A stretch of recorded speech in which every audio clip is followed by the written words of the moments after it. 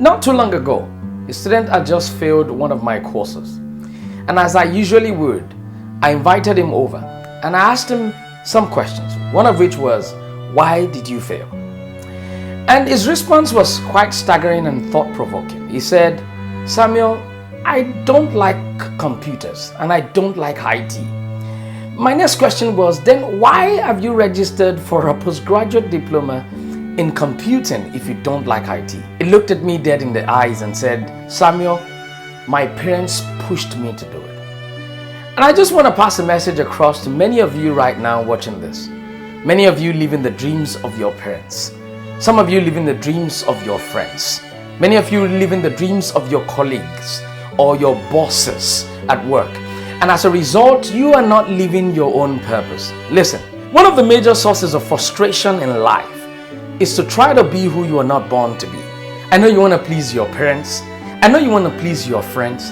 I know you want to please society at large. But listen, we're not created to please anybody else but God.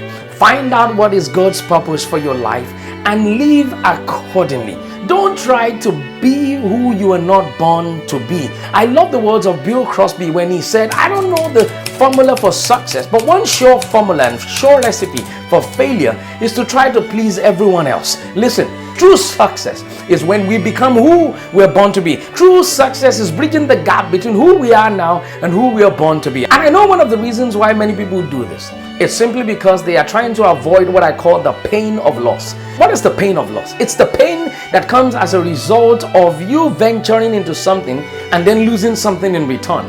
You decided to walk in the path of your purpose and you lose some interest from friends and family and bosses and colleagues, or you lose the interest of society at large because you have chosen to define your path and tread a path that has never been trodden. Listen, you must live life every single day to fulfill your purpose. Otherwise, you will live frustrated, unhappy, stressed, oppressed. You'll feel used, reduced, and abused. And I believe that is not what God wants for your life.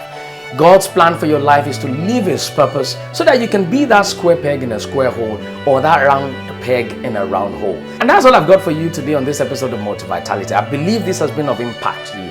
If it has, please share with someone right away. If you're saying, Samuel, you've got to come preach in my church or speak at my corporate organization or that event I'm putting together, all you have to do right now is go into samuelekundayo.com/speaking on your screen right now.